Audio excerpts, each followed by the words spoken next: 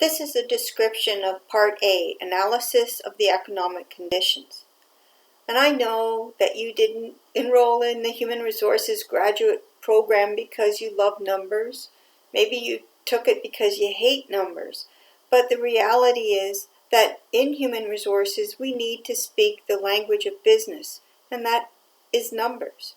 Now, this is a group assignment, and you need to look on the course schedule to see the actual due date, but it is worth 10% of your final grade.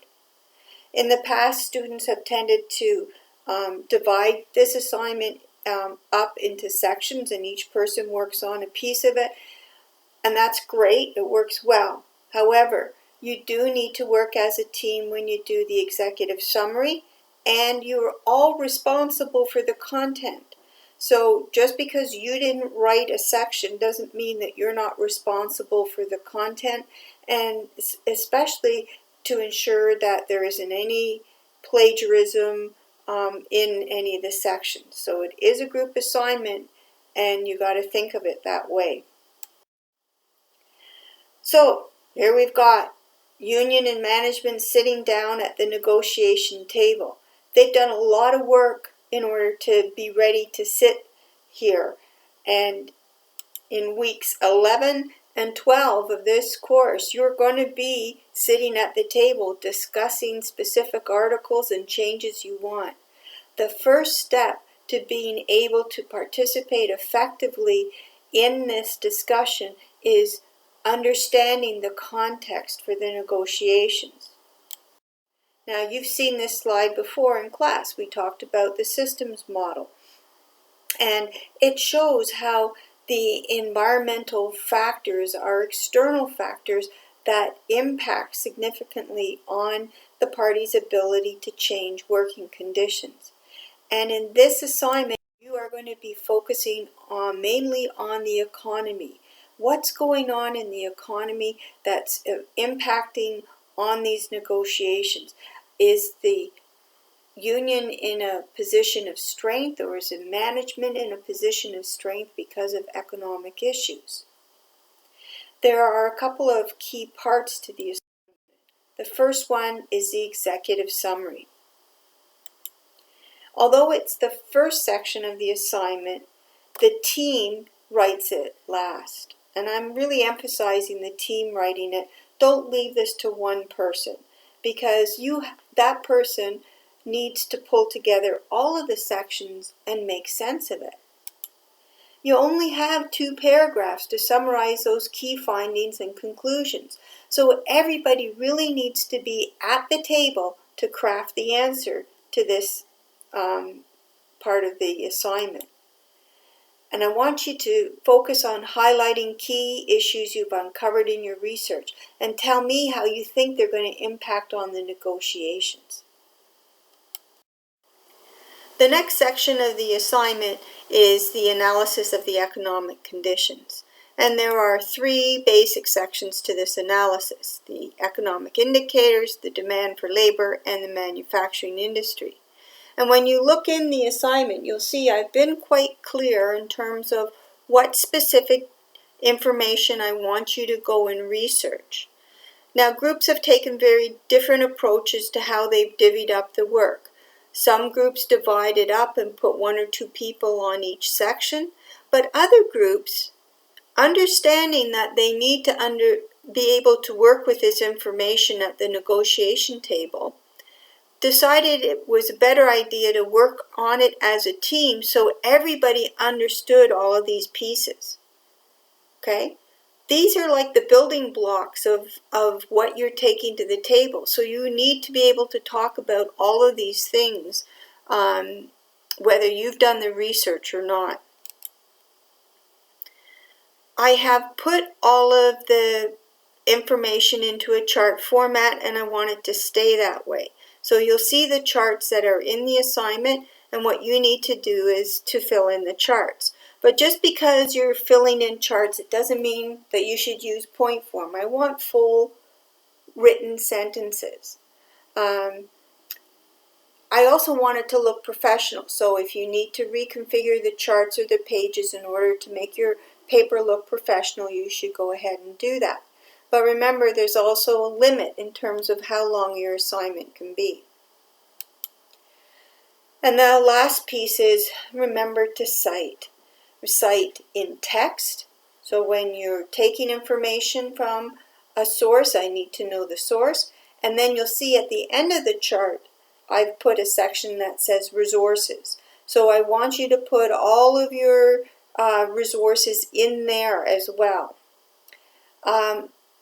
Basically, when I'm reading your paper, if I'm reading something in there that I'm finding interesting or surprising, I want to be able to click on your resource list and have a look at the original paper.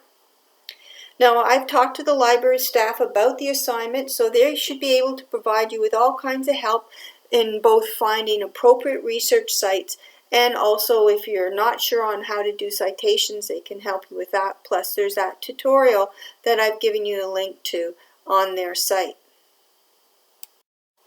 When you're doing your research, and you're probably going to use a lot of websites, make sure that you keep the crack test in mind as you look at these websites. So the 4 things that you should be looking at every website and thinking about is currency, reliability, authority, and purpose or point of view. So we want current information. We want information that's been updated and that reflects the current economy. Information about the economy 5 years ago isn't going to be very helpful. The information has to be reliable. So where did they get the information? Is it balanced? Have they provided references or resources? Authority. So who actually created this? Looking at data from Stats Canada is much more reliable than looking at somebody's blog. So we need to think really carefully about who wrote it and if they have a good reputation. And then the last thing we have to really think carefully about is the purpose or the point of view. So on the website, are they talking about facts or opinions? Is it biased? Are they trying to sell you something? There's great resources, like I've given you a suggestion to go and look at the quarterly report on the economy that CUPE puts out. But when you're reading it, remember, they have a point of view. They're looking at it from a union perspective. And it's okay for management to read this because this is how the union is interpreting the numbers. But we got to remember who has made the message. The next section is everybody's favorite, the analysis of the financial performance of Consolidated Electric.